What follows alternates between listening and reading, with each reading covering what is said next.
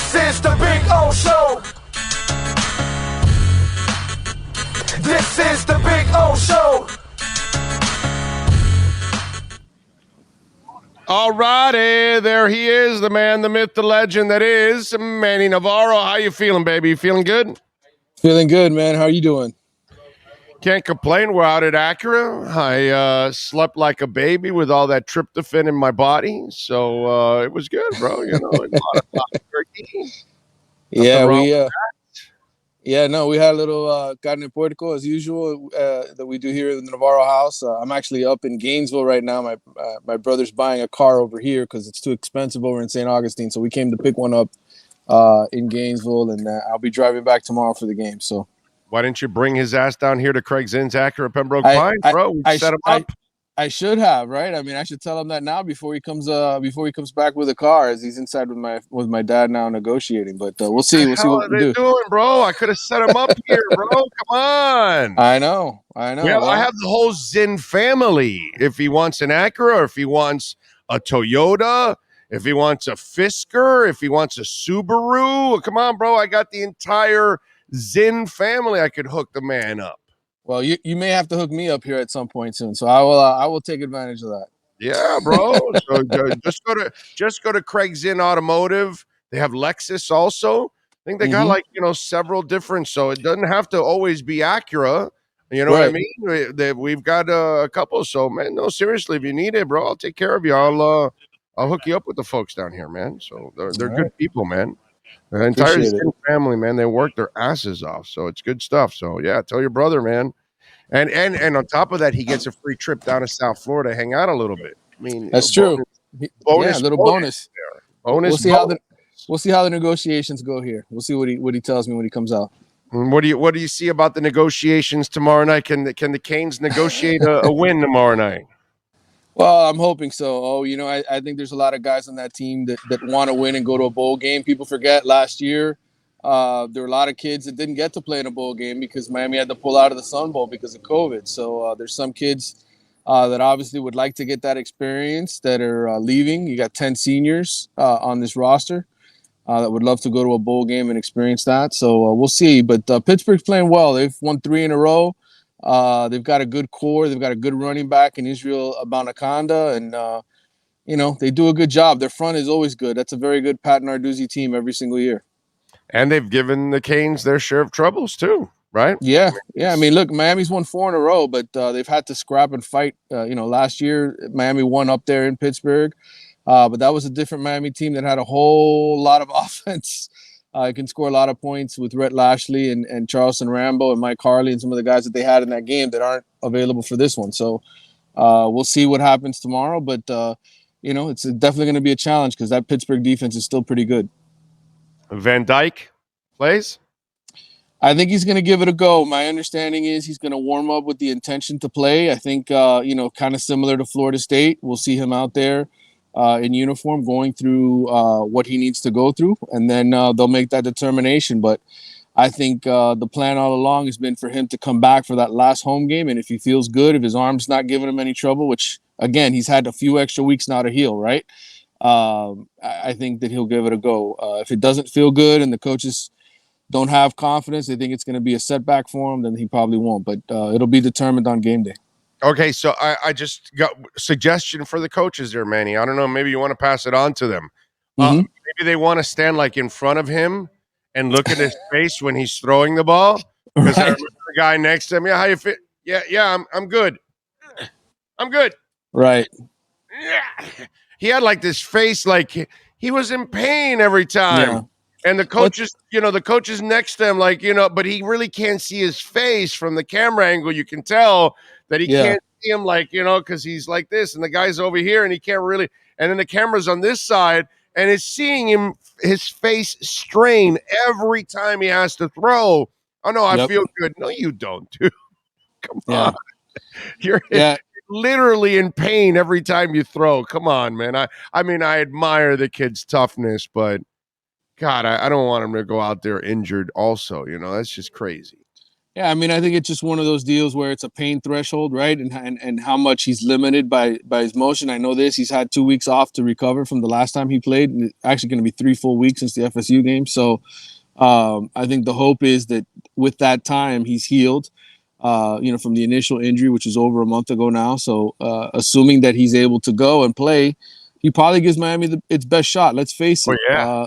I mean, with Clemson's defense and the front that they have, and the front that Pitt has with Kalijah Kancey and some of those guys that they have got up there, you need a guy that can get rid of the ball quickly and throw the ball downfield.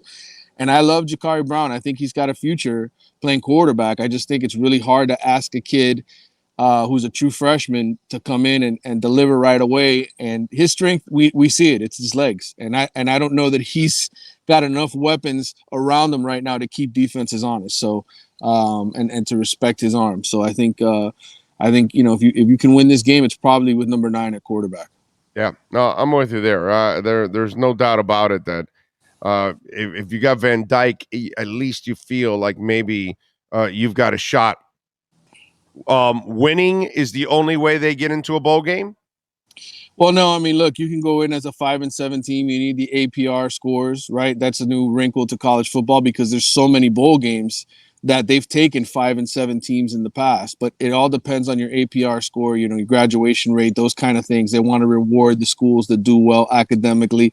And then, of course, you could always have teams that just decline, right? That say, I don't want to go to a bowl game.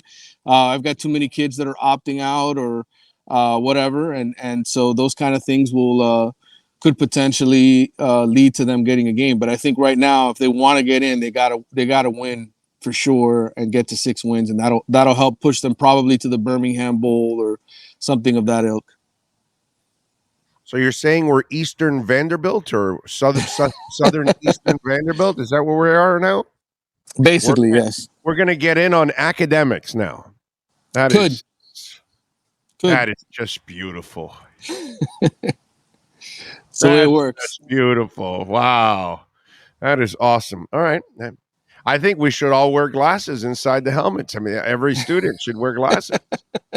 If they show up, right, if they get in there on 5-7 and they get in because of the academics, then we should have glasses. They should have the new jerseys should have painted on because you can't, because it would be obviously dangerous out there to have the pens literally, but painted onto the shirt like they have a pen and a protector of the pens. Yes. Remember, it's not just the pens. You've got to have a pen protector too. Correct. So just in case. So I think that if we do that, and then, hey, at least the Canes can actually, make like real academic commercials.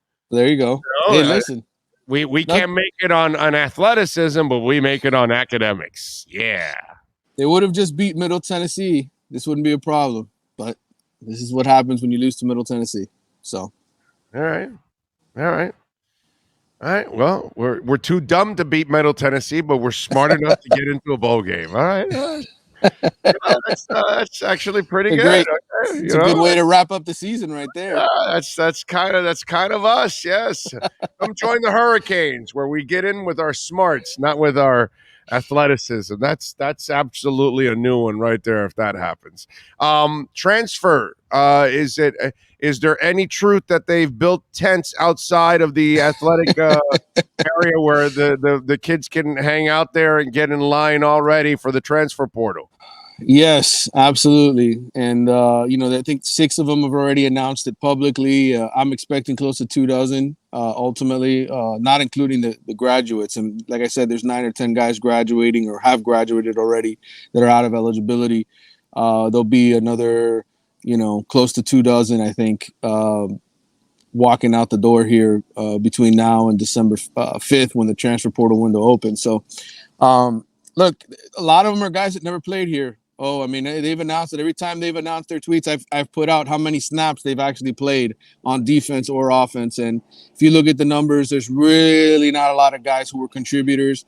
And that's part of the reason why Miami's 5-6 right now, right? Because you take these guys, they get scholarships, they come to your program, and the reality is they probably should have never been here. And until Mario changes that, until Miami goes back to having a real top 10 recruiting class every single year, not whatever it is that the rankings say, but a real recruiting class that fits the bill, then you're going to end up having seasons like this. And this, look, 5, 6 wins, 7 win seasons.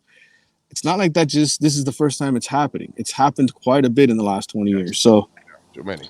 And now the transfer portal will give these guys an opportunity to go play for an FCS program or a lower G5 type program and get on the field and play.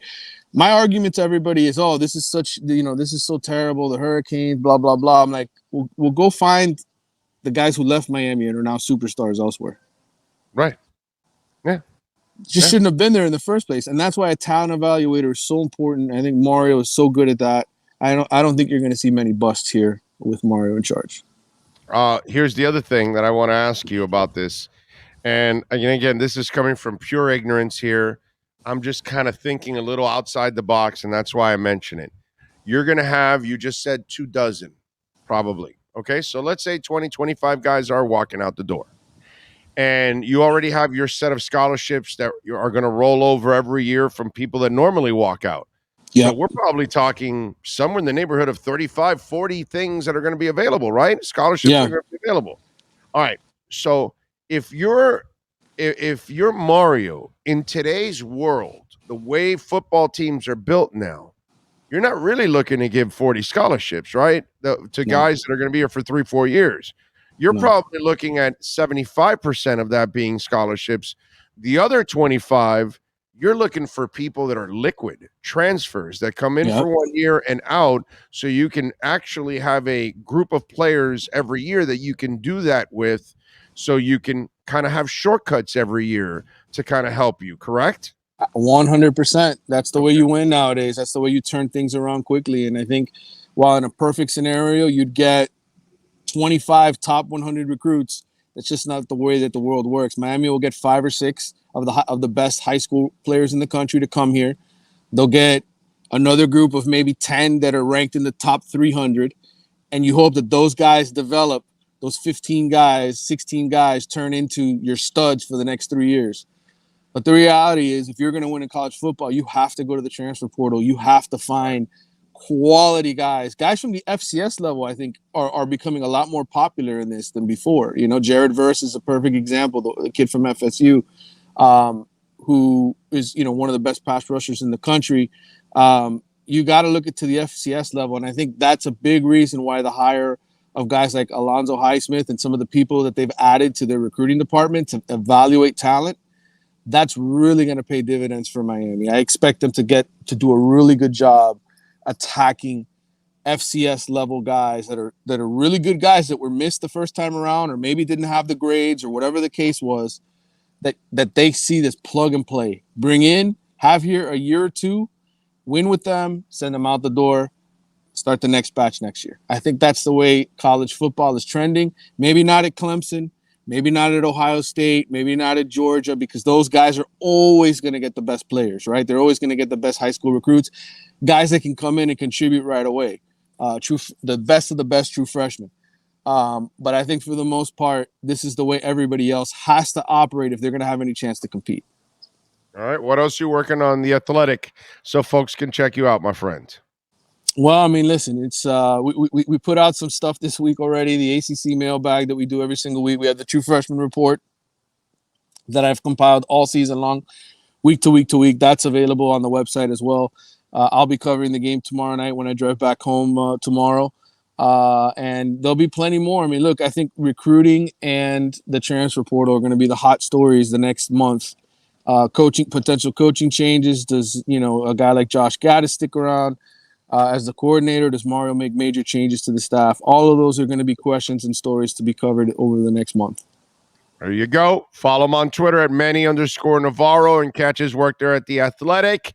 Manny, as always, thank you, my friend. Appreciate you big time. All right, guys. Take care. Thanks for having me. Thank you. There you go. Manny Navarro, baby. If you're Miami sports. Canes were Miami Hurricanes. Wrap.